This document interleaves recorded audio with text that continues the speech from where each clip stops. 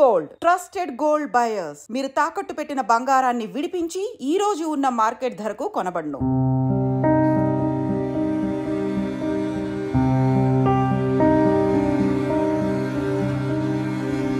విశాఖలో వరుస ఘటనలు చూస్తే ఏమైపోయింది విశాఖకు అని భయమేస్తోంది.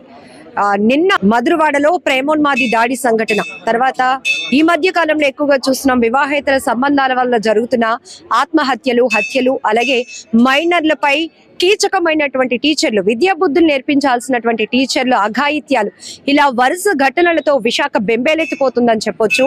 ఈరోజు two town police station limit లో కూడా ఒక సంఘటన చోటు చేసుకుంది. ఇదేంటంటే చాలా బాధాకరమైన విషయం. భార్యాభర్తల మధ్య చిన్నపాటి తగాదాలు వచ్చిన నేపథ్యంలో భర్త ఆమెపై చేయి చేసుకున్న క్రమంలో ఆమె అనుకోకుండా కరెంట్ పోల్ కి తగిలి తనకి బలమైన గాయమైంది. తర్వాత ట్రీట్మెంట్ తీసుకుంటూ ఆమె చనిపోయింది. ఇద్దరు కూడా డాన్సర్స్ గా తెలుస్తోంది.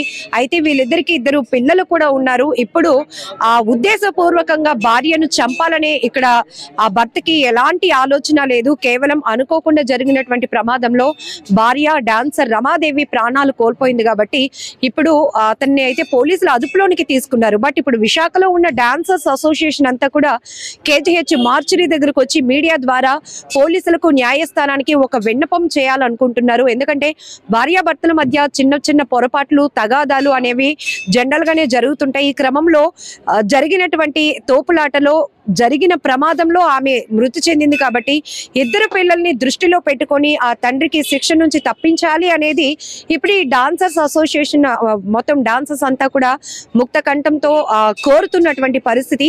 అసలు ఏం జరిగింది, ఇద్దరు మధ్య ఎందుకు తగాదా పడ్డారు, ఎప్పుడు జరిగింది, ఆమె ట్రీట్మెంట్ పొందుతూ ఎప్పుడు చనిపోయింది, ఈ వివరాలు అయితే అడిగి తెలుసుకుందాం డాన్సర్స్ అసోసియేషన్ తో మాట్లాడి. ఈరోజు ఆ అమ్మాయి బాధితురాలు అని చెప్పొచ్చు, ఎందుకంటే తను ప్రాణాలు కోల్పోయింది కాబట్టి. ఏం జరిగింది అసలు ఇద్దరు మధ్య? ఇద్దరు గత 20 ఏళ్ళ నుంచి మాకు తెలుసండి. ఇద్దరు డాన్సర్ల, ఇద్దరు ఒకే స్టేజ్ మీద చేసేవారు. గత 2 నెలల నుంచి ఇద్దరికి ఫైనాన్షియల్ గా చిన్న చిన్న ఇష్యూస్ అవుతున్నాయి. అది తేల్చుకుందాం అనుకునే పోలీస్ స్టేషన్ కి వెళ్ళారు. అక్కడ చిన్న మాట పెరిగి ఈ అబ్బాయి ఇలా మ్యాన్ హ్యాండ్లింగ్ చిన్నది ఇలా తొయ్యగానే పక్కనే కరెంట్ పోల్ ఉండడం వల్ల అమ్మాయికి స్తంభం తగిలిసింది. అన్ఫార్చునేట్లీ తిను కొట్టాలని కొట్టలేదు, ఏదో కోపంలో ఆవేశంలో చేసుకోవడం జరిగింది. దానివల్ల ఏంటంటే అమ్మాయిని కేజీహెచ్ తెచ్చి జాయిన్ చేశారు మొన్న మార్నింగ్. సో నిన్న మధ్యాహ్నం అమ్మాయి చనిపోయింది. సో దాన్ని పెట్టుకుంటే అబ్బాయి అయితే మటుకు అందరికీ తెలుసు వాళ్ళిద్దరు చాలా మంచోడు. అబ్బాయి అమ్మాయి ఇద్దరు మంచోళ్ళే. కానీ ఇటు తల్లిపోయి అటు తండ్రి జైల్లో ఉంటే ఇద్దరు పిల్లలు ఉన్నారండి. సంవత్సరం బాబాకులు ఉన్నారు, 3 సంవత్సరాల బాబాకులు ఉన్నారు. ఇటు అమ్మాయి తరపున ఎవరు లేరు, అటు అబ్బాయి తరపున ఉన్నా కూడా వాళ్ళ అమ్మకి పెరాలసిస్ స్ట్రోక్. సో కాబట్టి ఆ ఇద్దరు పిల్లలకి చూసుకున్న వాళ్ళు ఎవరూ లేరు. ఆ అబ్బాయి ఎన్ని రోజులు జైల్లో ఉన్నా చూసుకోవాల్సింది మా అసోసియేషన్ ఒకటే, ఆడవాళ్ళం ఒకలమే.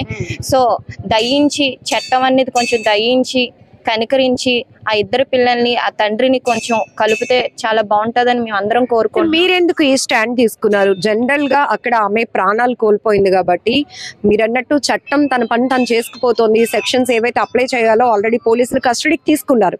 బట్ ఎందుకు మీరు ఆ సెక్షన్ నుంచి తప్పించాలి అనే అప్పీల్ ఎందుకు చేస్తున్నారు? అంటే మేము ఎందుకు చేస్తున్నాం అంటే 20 సంవత్సరాల నుంచి మేము అందరం చూస్తున్నాం అని చెప్తున్నాం కదండి. అబ్బాయి ఎలాంటిదో అమ్మాయి ఎలాంటిదో కామన్ గా తెలుస్తుంటది.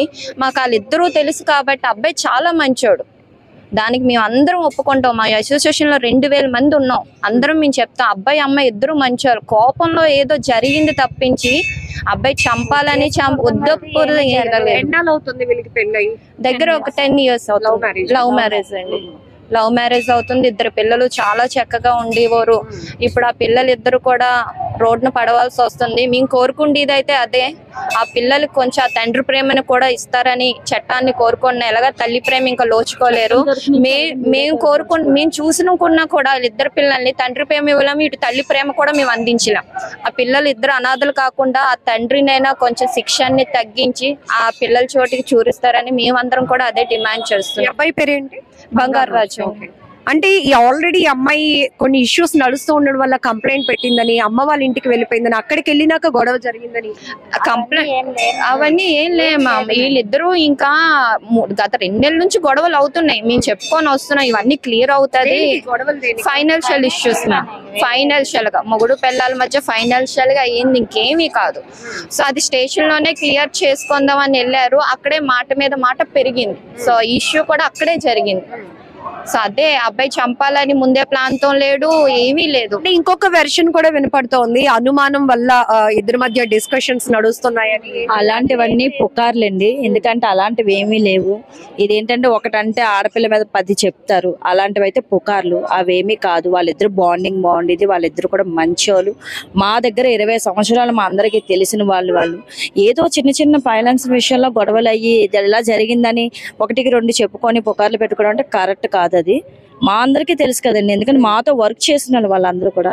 అలాంటివి ఏవి కాదు, అనుమానం గినుమానం అలాంటివి ఏమీ లేదు. అలా అయితే వాళ్ళు ఇన్ని సంవత్సరాలు కూడా కలిసి ఉండలేరు. ఫస్ట్ ఆఫ్ ఆల్ అయితే అలాంటివి ఏం లేవు, ఇవన్నీ పుకార్లు. ఏ ఈవెంట్ బ్యానర్ తో వర్క్ చేస్తున్నారు? అమ్మాయి యాంకర్ కమ్ డాన్సర్? ఓన్లీ డాన్సరే మేడం, యాంకర్ కాదు, డాన్సర్. డిమాండ్ చేస్తున్నారు? మా డిమాండ్ అంతా ఒకటే మేడం.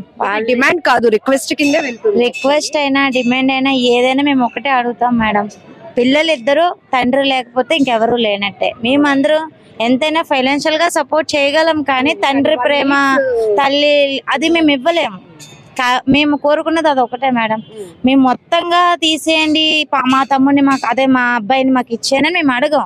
కాకపోతే ఒక 1 year పడేది ఒక 6 months తగ్గించి ఎంత తొందరగా వీలైతే అంత తొందరగా పిల్లలకి తండ్రిని దగ్గర చేస్తారని మేము అడుగుతున్నాం. ఇంకేం లేదు మేడం, అంతే. ఇంకొకటి ఏంటి అంటే వాళ్ళిద్దరు కూడా అండర్స్టాండింగ్ లో ఇప్పటి వరకు కూడా ఇద్దరు ఒక బాండింగ్ తో హ్యాపీగానే ఉన్నారు. ఎక్కడ ఉంటున్నారు వీళ్ళు? మా ఆర్ఎంబి పైకి మేడం, మాధవధార. సో ఇది డాన్సర్స్ అసోసియేషన్ నుంచి వీళ్ళు న్యాయస్థానానికి, పోలీసులకు ఒక రిక్వెస్ట్ చేస్తున్నారు. భార్యాభర్తల మధ్య చిన్న చిన్న తగాదాలు అనేవి కామన్, ఇద్దరి మధ్య ఫైనాన్షియల్ ఇష్యూస్ నడుస్తున్నాయి. దానివల్ల కొంత గ్యాప్ మెయింటైన్ అవుతోంది. చిన్న చిన్న గొడవలు జరుగుతున్న క్రమంలోనే తను ఆ అమ్మాయిని తోయటంతో వెనకాతలు ఉన్నటువంటి కరెంటు పోల్ కి అమ్మాయి తగలటంతో బలమైన గాయమై ట్రీట్మెంట్ తీసుకుంటూ తను చనిపోయింది. ఇక్కడ ఉద్దేశపూర్వకంగా తనని చంపాలి అనేది బంగారాజు ఉద్దేశం కాదు. ఇద్దరు ఇష్టపడి ప్రేమ పెళ్లి చేసుకున్నారు, ఇద్దరు డాన్సర్సే. ఈవెంట్ లో మేము కూడా దాదాపు విశాఖ జిల్లా పరిధిలో 2000 మంది డాన్సర్స్ ఉన్నాం. మేమంతా ఎప్పటికప్పుడు వాళ్ళని అబ్జర్వ్ చేస్తూ ఉంటాం. చాలా హ్యాపీగా ఉంటారు. ఇద్దరు చాలా చిన్న పిల్లలు కాబట్టి ఇక్కడ తల్లిని కోల్పోయారు ఆ ఇద్దరు పిల్లలు. ఇప్పుడు తండ్రి కూడా చెయ్యలేని, అంటే ఉద్దేశపూర్వకంగా చేయలేనటువంటి తప్పుకి పెద్ద శిక్ష పడితే పిల్లలు కూడా అనాథలైపోతారు. కాబట్టి ఒకవేళ అక్కడ శిక్ష ఏదైనా అమలైనా దాని యొక్క ఇంటెన్సిటీ తగ్గించి, శిక్షాకాలం తగ్గించి పిల్లలకి ఒక తండ్రి ప్రేమను అందించాలనేదే మేము డాన్సర్స్ గా ముక్త కంఠంతో అందరం ఐక్యంగా కోరుతున్నాం. ఎందుకంటే ఇది కేవలం అప్పీల్ మాత్రమే అని చెప్తున్నారు.